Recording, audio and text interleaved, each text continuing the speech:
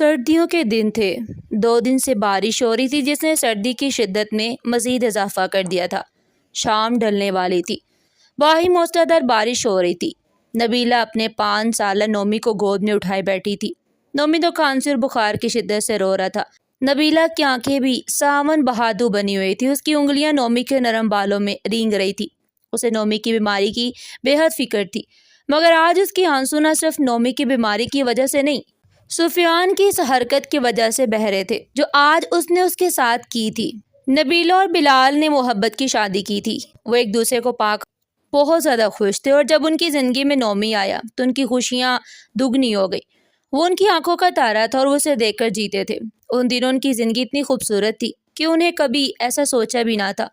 بلال ایک سرکاری ادارے میں گریڈ 18 کا آفیسر تھا۔ سفیان بھی اسی دفتر میں کام کرتا تھا اور وہ بلال کا اسسٹنٹ تھا۔ نہایت ہی اسمارٹ، محنتی اور ایماندار۔ بلال اسی لیے اسے پسند کرتا تھا اور دونوں بہت اچھے دوست تھے، اس لیے وہ اسے اپنے گھر بھی لے آتا۔ سفیان نبیلہ کا بہت احترام کرتا اور اسے بھابھی بھابھی کہتے نہیں تھکتا تھا۔ بلال اور نبیلہ کو اس پر بے حد اعتماد تھا۔ جب سے نومی دنیا میں آیا تھا نبیلہ کی زیادہ توجہ اسی کی طرف ہو گئی۔ جب وہ نومی کو اپنے ساتھ لٹاتی تو اسے یوں لگتا نومی کوئی علیحدہ وجود نہیں بلکہ اس کے جسم کا ایک حصہ ہے جو کچھ دیر کے لیے اسے جدا ہو کر کھیل کود کر ہنس بول کر پھر اس کے جسم میں پیوست ہو جاتا ہے۔ ممتا کا جذبہ تو ہر عورت کے سینے میں ہر لمحہ معجزن رہتا ہے جو اللہ کی دین ہوتی ہے، مگر نبیلہ میں یہ جذبہ کچھ زیادہ ہی تھا اور شدید تھا۔ اسے شروع سے بچوں سے بہت پیار تھا۔ پھر جب اس کی اپنی گود میں ننھا سا پھول کھلا تو اس کی تمام محبتیں سمٹ کر ممتا کا روپ دھار گئی۔ نومی ہی اس کی زندگی کا حاصل اور مقصد بن گیا تھا جو اس کی محبت کی نشانی تھی۔ نومی بھی اپنے ماں باپ کو بہت چاہتا، وہ ان کی نرالی محبت پا کر نہال ہو جاتا۔ نومی ان کی زندگی اور جینے کی امنگ اور سہارا تھا۔ ان دنوں نومی 6 سال کا تھا کہ جب نبیلہ کی زندگی میں ایک سانحہ رونما ہو گیا۔ زندگی تو ہے ہی حادثات کا دوسرا نام۔ بلال ایک حادثے میں جاں بحق ہو گیا اور نبیلہ کی زندگی کو بھی تہس نہس کر گیا۔ لوگوں نے نبیلہ کی جوانی اور خوبصورتی کو دیکھتے ہوئے اسے دوسری شادی کے مشورے دیے، لیکن اس نے کسی کے بھی مشورے پر کان نہ دھرے۔ اس کے عزیزوں نے بھی اسے بہت سمجھایا کہ مرد کے بغیر تم اتنا لمبا سفر طے نہیں کر سکو گے، مگر اس نے شادی کرنے کے حق میں ہر دلیل اور جس کا جواب وہ نومی کو سینے سے لگا کر اس کا منہ چوم کر دیتی، اور یہی اس کا آخری فیصلہ اور جواب ہوتا تھا کہ میں نے دوسری شادی نہیں کرنی۔ اب اس حادثے کو 3 سال گزر گئے، مگر اسے اپنے اس فیصلے پر کبھی کوئی پچھتاوا نہیں ہوا تھا۔ وہ اپنے بیٹے کے ساتھ 10 مرلے کے خوبصورت سے گھر میں رہتی تھی اور ایک مطمئن زندگی گزار رہی تھی۔ بلال اس کے لیے اس گھر کے علاوہ اور اتنا بینک بیلنس چھوڑ گیا تھا کہ وہ باقی کی زندگی بغیر کسی محتاجی کے گزار سکتی تھی۔ 2 فلیٹس کا کرایہ ہی اس کے ماہانہ خرچ سے بھی زائد ہوتا۔ وہ پھر بھی کوئی نہ کوئی مصروفیات ڈھونڈ ہی لیتی۔ اس کی زندگی میں خاص قسم کی تربیت اور خوبصورتی پائی جاتی تھی۔ اپنی صحت کا بھی وہ خاص خیال رکھتی کہ وہ بیٹے کی ماں معلوم نہ ہوتی۔ کئی لوگ اسے کنواری سمجھتے۔ یہی تربیت، فٹنس اور خوبصورتی اس کی شخصیت پر بھی حاوی ہو گئی تھی۔ معلوم ہی نہیں ہوتا تھا کہ وہ ایک 6 سالہ بچے کی ماں ہے۔ نومی کو سردی لگ گئی تھی، اسے کھانسی کے ساتھ بخار بھی تھا۔ نبیلہ پریشان ہو گئی، اس نے ڈاکٹر کے پاس جانے کا ارادہ کیا، مگر گاڑی سٹارٹ نہیں ہوئی تو اس کی پریشانی مزید بڑھ گئی۔ اسے سمجھ ہی نہیں آ رہا تھا کہ وہ اب کیا کرے۔ وہ ٹیکسی لینے بھی نہیں جا سکتی تھی۔ اچانک اس کے ذہن میں خیال آ گیا کہ سفیان نے بلال کی وفات کے بعد دفتری حساب کتاب کے لین دین میں اس کی ہر طرح سے مدد کی اور اسے دفتر کے ایک چکر بھی نہیں لگانے دیا، اور تمام واجبات اسے گھر آ کر ادا کیے تھے، اور بھی یہ پیشکش بھی کی تھی کہ جب بھی اسے اس کی ضرورت پڑے تو اسے بلا تکلف کہہ دیا کرے۔ نبیلہ اس کی بے حد ممنون ہوئی تھی کہ اس نے بلال کا ساتھی ہونے کا حق ادا کر دیا ہے، لیکن اب تک نبیلہ نے کبھی سفیان کو کسی بھی معاملے میں زحمت نہیں دی تھی۔ سفیان اب اس کے گھر تو نہ آتا تھا، مگر کبھی کبھار فون کر کے ماں بیٹے کی خیریت ضرور معلوم کر لیتا۔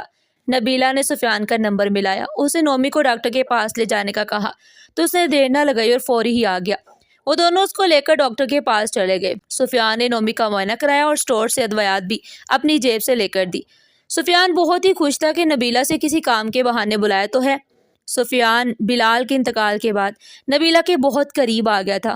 وہ دل ہی دل میں اسے چاہنے لگا، مگر اظہار کی جرت نہیں تھی۔ یہ سب کچھ بتدریج اور اتنے غیر محسوس انداز میں ہوا تھا کہ نبیلہ کو پتہ ہی نہ چلا، اور نہ ہی سفیان کو۔ دل ہی دل میں نبیلہ کو اپنا سب سمجھنے لگا تھا۔ سفیان کو موقع مل گیا تھا۔ اب سفیان بہانے سے نبیلہ کے گھر آنے لگا، کبھی اس کے بیٹے کا حال پوچھنے تو کبھی نبیلہ سے یہ پوچھنے کہ اسے کسی چیز کی ضرورت تو نہیں۔ نبیلہ بھی سفیان سے مانوس ہونے لگی۔ اسے جب بھی کسی چیز کی ضرورت ہوتی تو وہ سفیان کو کال کر دیتی، اور سفیان تو موقع کی تلاش میں ہوتا تھا۔ وہ آفس سے جلدی نکلتا اور نبیلہ کا بتایا ہوا سامان لے کر اس کے گھر پہنچ جاتا۔ سفیان تو نبیلہ کو باہر گھمانے کے لیے بھی لے جانا چاہتا تھا تاکہ نبیلہ اس کے اور بھی قریب ہو سکے، مگر جب بھی وہ نبیلہ سے کسی پارک میں چلنے کا کہتا تو نبیلہ انکار کر دیتی۔ نبیلہ کو بہت عجیب سا لگتا کہ سفیان اس کے قریب آنے کی کوشش کر رہا ہے۔ اب نبیلہ کو سفیان کی آنکھوں سے بھی خوف آنے لگا تھا، کیونکہ سفیان اب نبیلہ کو بڑی حسرت بری نگاہوں سے دیکھنے لگا تھا، مگر نبیلہ اسے اپنا وہم سمجھتی۔ پھر ایک دن نومی کی طبیعت خراب ہوئی اور اتفاق سے اس دن بھی موسم خراب تھا۔ اس دفعہ بھی نبیلہ نے سفیان کی مدد لینے کا سوچا اور اسے فون کر دیا۔ سفیان اسی وقت آ گیا۔ نبیلہ اور اس کے بیٹے کو جلدی سے قریبی ہاسپٹل میں لے گیا۔ اس بار بھی ڈاکٹر کی فیس اور دوائیوں کے پیسے سفیان نے ادا کیے تھے۔ نبیلہ تو اسے پیسے دینا چاہتی تھی، مگر وہ ہر بات کی طرح انکار کر دیتا اور کہتا کہ آپ میرے دوست کی بیوی ہیں، اتنا تو میرا فرض بنتا ہے۔ اس کی بات سن کر نبیلہ چپ ہو جاتی۔ ہسپتال سے واپسی پر نبیلہ کو اس وقت شدید جھٹکا لگا جب ڈرائیونگ کرتے ہوئے سفیان نے اپنا ہاتھ نبیلہ کے ہاتھ پر رکھ دیا اور جلتی نظروں سے اس کی طرف دیکھنے لگا۔ نبیلہ تو سکتے میں رہ گئی۔ وہ سوچ بھی نہیں سکتی تھی کہ بعض اوقات حالات اتنا بڑا دھوکہ بھی دے جاتے ہیں اور جذبوں کو اتنے غلط معنی بھی پہنائے جا سکتے ہیں۔ سفیان اسے چھوڑ کر چلا گیا اور وہ گھر میں بیٹھے آنسو بہا رہی تھی۔ اس دن کے بعد نبیلہ کبھی سفیان سے نہیں ملی۔ اس نے بے شمار فون کیے، اس کے دروازے تک آیا، ہر طرح سے اس تک رسائی کی کوشش کی، لیکن نبیلہ نے دوسری شادی کا باب ہی بند کر دیا۔ اس نے اپنے آپ کو پتھر کا بنا لیا تھا۔ اسے جو غلطی ہوئی تھی وہی بہت تھی۔ وہ اب کسی بھی طرح سے سفیان کی حوصلہ افزائی نہیں کرنا چاہتی تھی، اور اگر ویسا کرتی بھی تو یہ دھوکہ ہوتا، فریب ہوتا، کیونکہ وہ دوسری شادی کا خیال بھی دل میں نہیں لاتی تھی۔ سفیان نے ہر طرف سے مایوس ہو کر ایک خط نبیلہ کے نام لکھا اور اس کے گھر کے دروازے پر ڈال دیا۔ اس نے بہت ساری باتیں لکھی تھی اور اسے یقین دلایا کہ وہ اس کا اور نومی کا وفادار رہے گا اور ان کی زندگی میں پھول کھلا دے گا۔ آخر میں اس نے لکھا تھا کہ تم اپنے آپ کو دھوکہ دے رہی ہو، مرد کے بغیر عورت نامکمل ہوتی ہے، تم ایک لا حاصل جنگ لڑ رہی ہو، مگر میری محبت کی شدت تمہیں پگھلا دے گی۔ میری چاہت اتنی سچی ہے کہ ایک دن تم خود چل کر میرے پاس آؤ گی۔ نبیلہ نے خط پر کر پھاڑ ڈالا اور سفیان کو بلا کر زندگی کے ہنگاموں میں کھو گئی۔ ایسے ہی چند دن گزر گئے تھے۔ نبیلہ خیالوں میں گمسم بیٹھی ہوئی تھی کہ اچانک دروازے پر دستک ہوئی۔ اسے دروازہ کھولا تو اس کے سامنے ایک بوڑھی عورت کھڑی تھی۔ نبیلہ نے اس عورت کو دیکھا تو اسے شدید جھٹکا لگا، کیونکہ وہ سفیان کی والدہ تھی۔ سفیان اور اس کی والدہ سے ملاقات آج سے 3 سال پہلے ہوئی تھی۔ انہیں دیکھتے ہی نبیلہ کے منہ سے بے ساختہ ماجی نکلا اور انہیں لے کر کمرے میں آ گئی۔ نبیلہ نے ان کو صوفے پر بڑے احترام سے بٹھایا اور پوچھا، آپ کیا پیئیں گی، ٹھنڈا یا گرم؟ بوڑھی عورت نے ہاتھ بڑھا کر نبیلہ کا بازو پکڑ لیا۔ اس کے چہرے دکھ اور معصومیت سے جھلک رہی تھی۔ وہ آہستہ آواز میں بولی، کچھ نہیں بیٹی، کچھ بھی نہیں، بس یہ دیکھو، یہ میری پھیلی ہوئی جھولی دیکھو، اس میں میرے سفیان کی زندگی کی بھیک ڈال دو۔ یہ کہہ کر وہ پھوٹ پھوٹ کر رونے لگی۔ نبیلہ پہلے تو سکتہ ہو کر کھڑی ہو گئی، پھر اس نے سفیان کی ماں کا ہاتھ اپنے ہاتھ پہ لیا اور بولی، ماں جی ہوا کیا ہے؟ بڑھیا آنسوؤں سے بھیگی ہوئی آواز میں بولی، بیٹی نبیلہ، میرا بیٹا سفیان تمہیں پسند کرتا ہے، وہ تم سے شادی کرنا چاہتا ہے، مگر تم نے منع کر دیا۔ اس نے مجھے یہ کہلوا کر تمہارے پاس بھیجا ہے کہ اب اس سے تمہاری جدائی برداشت نہیں ہو پا رہی، اگر تم نے ہاں نہ کی تو وہ اپنی جان دے دے گا۔ یہ سن کر نبیلہ کا چہرہ سفید پڑ گیا اور سوالیہ نگاہوں سے بڑھیا کو دیکھنے لگی۔ بیٹی، سفیان کے ارادے آج بہت ہی خطرناک لگ رہے ہیں، مجھے ڈر ہے کہ کہیں وہ اپنی زندگی ختم نہ کر ڈالے، میں اسی لیے تمہارے پاس آئی ہوں۔ بیٹی، تم سے دور ہو کر میرے بیٹے نے بہت دکھ اٹھائے ہیں، اس کی زندگی اور موت اب تمہارے ہاتھ میں ہے، تم کسی طرح اسے بچا لو۔ بڑھیا رونے لگی تھی۔ نبیلہ کو ادھر سر جھکائے سوچتی رہی، پھر ٹھہرے ہوئے لہجے میں بولی، ماں جی آپ کی حالت پر میرا دل رو رہا ہے، مگر افسوس میں آپ کے لیے کچھ نہیں کر سکتی۔ میں ایک بچے کی ماں ہوں، مرحوم خاوند کی یادیں میری زندگی کا سرمایہ ہے، میں عمر بھر شادی نہ کرنے کا فیصلہ کر چکی ہوں۔ اب میں اپنی جان تو دے سکتی ہوں، مگر میں اپنا فیصلہ نہیں بدل سکتی۔ نبیلہ کے جواب نے بڑھیا کے چہرے پر مایوسی پھیلا دی۔ وہ لرزتی ہوئی اٹھی اور نومی کا ماتھا چوم کر بولی، بیٹی میں اور تم ایک ہی کشتی کے سوار ہیں، تم بھی ماں ہو اور میں بھی ماں ہوں، تیرا بھی ایک بیٹا ہے اور میرے دل کا ٹکڑا بھی ایک ہی ہے۔ ذرا میری جگہ اپنے آپ کو رکھ کر سوچو، تم نے تو اپنے بچے کے ساتھ صرف 6 سال گزارے ہیں، مگر میں 25 سال گزار چکی ہوں۔ 25 سال میری آنکھوں نے اس کی بلائیں دی ہیں، میں نے اسے پھلتا پھولتا دیکھا ہے، اب میرے دل میں اس کے سر پر سہرے سجانے کی آرزو جوان ہوئی ہے۔ 25 سال بعد اگر کل مجھے اپنے جوان بیٹے کی لاش دیکھنا پڑے تو مجھ پر کیا گزرے گی؟ اپنے معصوم کو دیکھو اور سوچو کہ میرا کیا حال ہوگا۔ میں نے بھی اسے تیری طرح لوریاں دی ہیں، سینے سے لپٹا کر سلایا ہے، گلے میں بستہ ڈال کر اسکول بھیجا ہے، اس کے انتظار میں اپنی دوپہروں کو بے قرار کیا ہے، لیکن یہ تو بہت پہلے کی باتیں ہیں۔ اب تو وہ جوان ہو چکے ہیں، اب تو میرے صبر کی شاخوں پر پھول کھلنے والے ہیں۔ اب اگر وہ مجھے اکیلا چھوڑ گیا تو کیا ہوگا؟ میں مر جاؤں گی، میری قبر بھی اس کے ساتھ بنے گی۔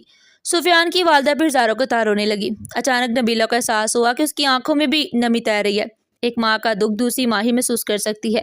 یہ دکھ ایک دھویں کی طرح خود بخود نبیلہ کے سینے میں بڑھتا چلا جا رہا تھا۔ اس نے تو کبھی سوچا ہی نہیں تھا کہ ایک دن وہ اس انداز میں بھی سوچے گی۔ وہ تو ایک آہنی اور آئرن لیڈی تھی، جو جھکنے والی نہ ٹوٹنے والی، لیکن ایک ماں نے اس کی ممتا کو چھیڑ کر اسے موم بنا دیا تھا، اس کے اپنے ہی تیر سے شکار کر لیا تھا۔ اس لیے اب سوال کسی مرد کا یا اس کی خواہش کا نہیں رہا، اب سوال ممتا کے بھرم کا تھا، اس کی بھیگی آنکھوں کا تھا۔ نبیلہ اب سب کچھ بولتی جا رہی تھی۔ ہم اسے ایک ہی بات یاد تھی کہ اسے ایک ماں کے بیٹے کو بچانا جو آج کسی وقت اپنی جان لینے والا ہے۔ وہ دیر تک خالی نظروں سے دیواروں کو گھورتی رہی۔ سفیان کی بوڑھی والدہ بھیگی آنکھوں سے اس کے چہرے کو دیکھ رہی تھی جہاں ممتا امڑ رہی تھی۔ نبیلہ کے بال ہوا کے جھونکوں سے لہرا رہے تھے۔ وہ مہربان اور عظیم جذبوں کی مالک کوئی قدیم دیوی نظر آ رہی تھی، جس کی ایک نگاہ کسی لا علاج مریض کی مسیحائی کر سکتی تھی۔ وہ بولی، ماں جی، میں ماں ہو کر ایک ماں کا بھرم رکھوں گی، آپ کے ساتھ جاؤں گی۔ پھر فکر کے جذبات سے سفیان کی ماں نے اور بیٹے دونوں کو سینے سے لگا لیا۔ پھر فکر کے جذبے سے سفیان کی ماں نے نبیلہ اور اس کے بیٹے کو سینے سے لگا لیا اور انہیں بے تحاشا پیار کرنے لگی۔ ادھر سفیان اپنے کمرے میں بے چین ماں کی واپسی کا منتظر تھا۔ سائڈ ٹیبل پر خواب آور گولیاں کی بوتل اور پانی کا گلاس رکھا ہوا تھا۔ ناکامی کی صورت میں اس نے گولیوں کی بوتل حلق میں انڈیل لینی تھی۔ اتنے میں دروازہ کھلا اور زندگی ایک روشنی کی صورت میں اس کے کمرے میں داخل ہوئی۔ سفیان نے ماں، نبیلہ اور نمی کو دیکھا تو سکھ کا سانس لیا اور اس کا سینہ جذبات انگیز دھڑکنوں سے ابھر گیا۔ محبت جیت گئی تھی، آنسو اس کے گالوں کو بھگونے لگے اور وہ لرزتی آواز میں بولا، مجھے یقین تھا تم آؤ گی۔ نبیلہ بولی، ہاں سفیان، میں آ گئی ہوں، میں نے ایک ماں کی لاج رکھ لی ہے۔ نبیلہ، میں تم سے بہت محبت کرتا ہوں، میں تم سے شادی کرنا چاہتا ہوں، مگر مجھے اس دن تمہارا ہاتھ اس طرح سے نہیں پکڑنا چاہیے تھا۔ نبیلہ، میں اپنے کیے پر بہت شرمندہ ہوں، میری غلطی کی مجھے اتنی بڑی سزا مت دو۔ نبیلہ ایک ماں کی جھولی کے آگے ہار چکی تھی اور اس نے سفیان سے نکاح کرنے کا ارادہ ظاہر کر دیا۔ اگلے دن نبیلہ اور سفیان کا سادگی سے نکاح کر دیا گیا۔ آج اس بات کو 1 سال گزر چکا ہے۔ نبیلہ اور سفیان ایک ہنسی خوشی زندگی گزار رہے ہیں۔ ناظرین، آپ کو ہماری آج کی کہانی کیسی لگی؟ کمنٹ سیکشن میں اپنی قیمتی رائے کا اظہار ضرور کیجیے گا۔